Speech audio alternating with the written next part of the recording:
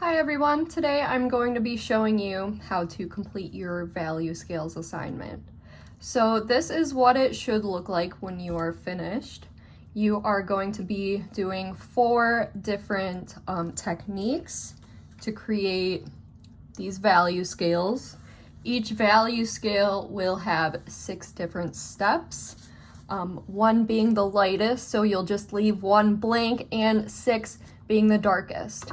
So the methods I'm going to show you are the traditional method of pencil shading, and then we'll do cross hatching, which is just adding value using lines that crisscross, scumbling, which is just scribbling, and finally stippling, which is adding dots. Now, I have this down here because I want to show you 2 different ways of stippling, and that is using a pencil and then using a fine tip pen or marker. You only have to choose one of those methods based on the materials you have.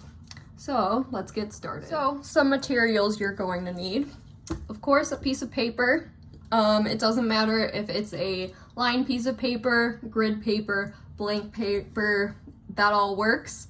Of course, you're going to need a pencil. Now, wooden pencils work a lot better for this assignment than mechanical pencils, because with the wooden pencil, we can use the whole side of the lead, whereas a mechanical pencil, the lead is really tiny and it's just a needle point, and we can't really use much surface area with that. So if you have a wooden pencil, I would use that over mechanical. You're gonna need an eraser. Doesn't have to look like an ear.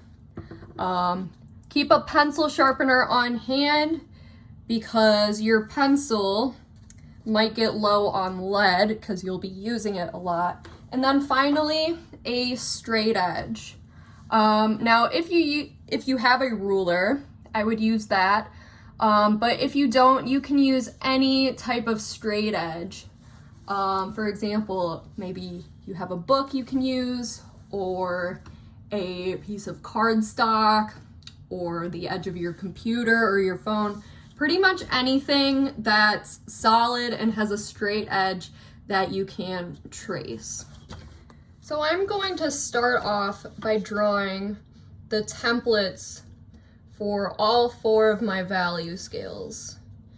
Now, you don't have to work like that. I'm just the type of person that likes to have everything laid out for me before I actually start working.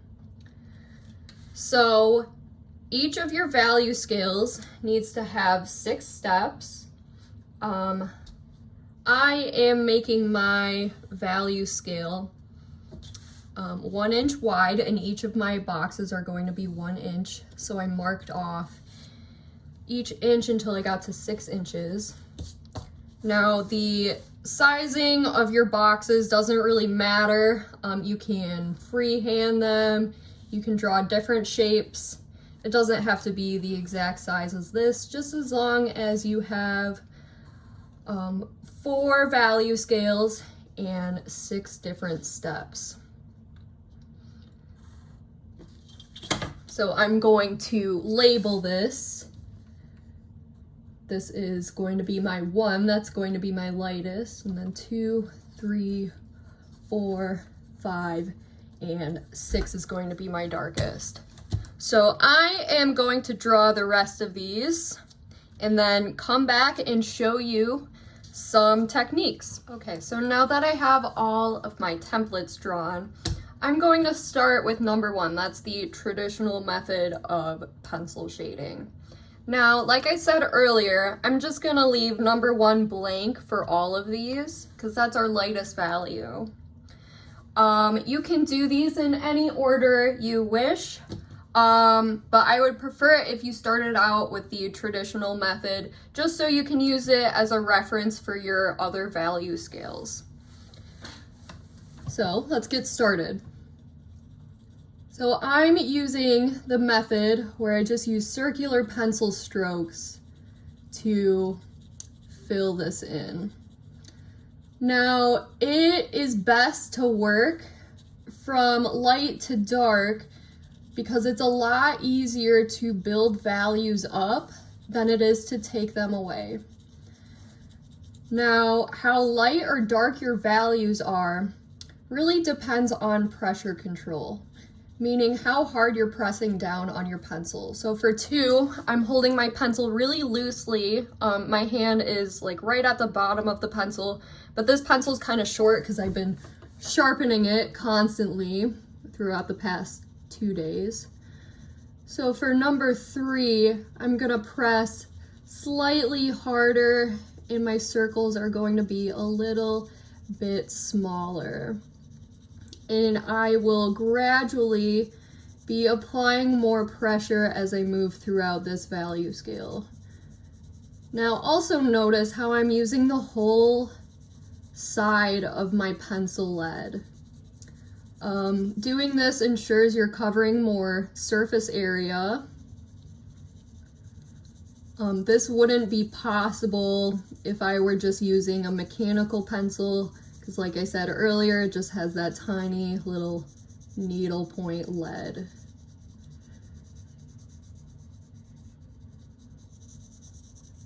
Okay, my first 2 done.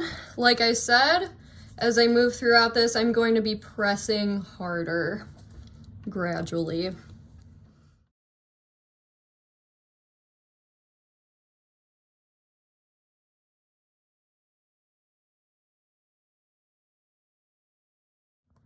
Okay, so next we're going to move into cross-hatching. So cross-hatching is basically just creating value using crisscrossing lines. Now, pressure control is also important here because if your lines are lighter, the value will appear lighter. So for number 2, I'm just making some really light lines and I'm not crossing any of them. But for 3, I would go just a little bit darker, and some of these lines are going to cross over. So like I said before, I'm going to use the first one that I did, the first value scale I made, as kind of a reference. So I'm checking my work by kind of squinting at my paper and making sure that my number 3 here matches up with the number 3 above it. And so my lines are still pretty light, but not as light as they were in number 2. But squinting helps because instead of just looking at the lines, we're blurring our vision and we can just see the values instead. So for this one, I'm gonna add some more lines going in different directions. And then for 5 and 6, I would add even more lines, even closer together, using more pressure, and also those lines will be moving in more directions.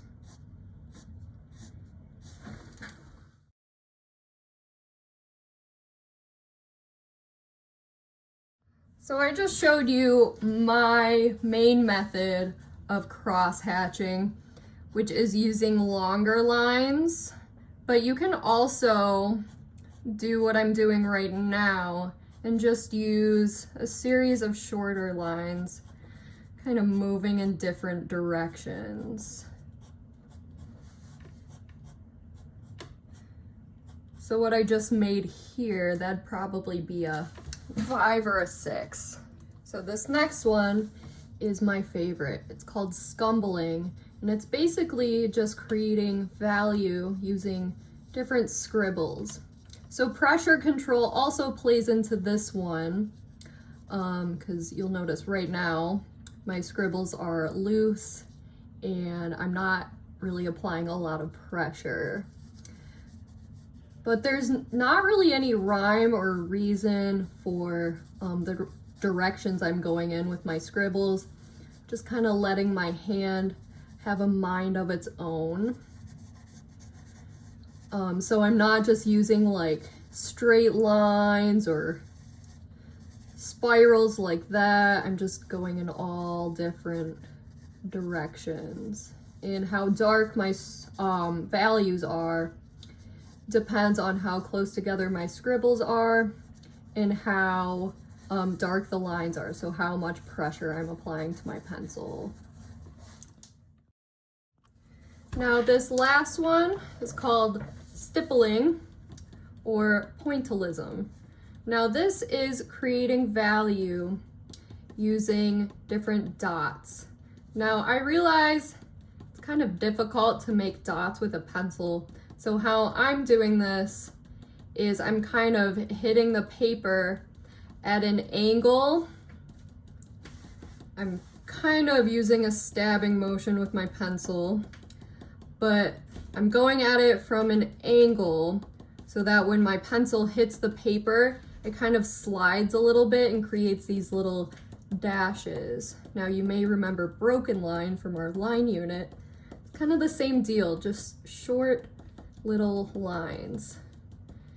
Now I'm covering the whole value scale in a kind of a number 2 value, just so I have a base for all my value steps, because how we make these darker is just by adding more dots that are closer together. Now I'll continue showing you how to do this with pencil, but I'm also going to show you how to do this using a felt tip pen or marker. And honestly, using a material like that would be a little bit easier on you, because pencils aren't really designed to do this, whereas markers and felt tip pens are.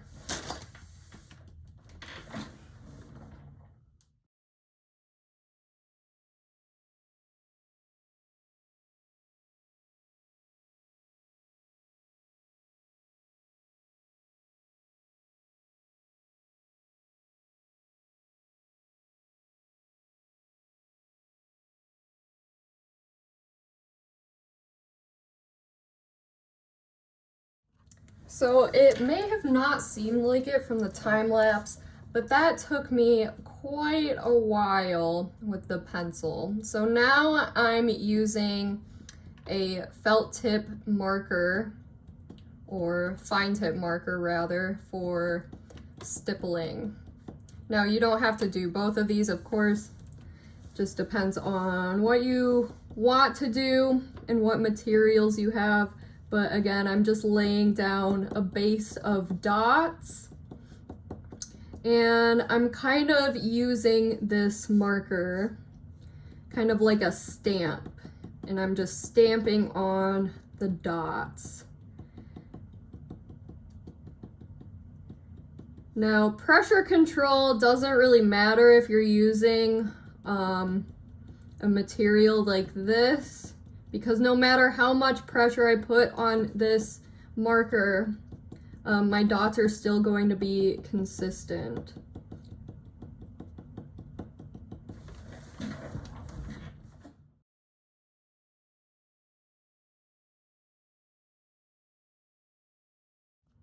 All right, so there we have it, your value scale sketchbook activity. So just to reiterate, you're going to have 4 different scales using the methods that I taught you today. Each scale is going to have 6 steps. So for full credit, make sure you have all of this. All right, thank you, and I will see you next time.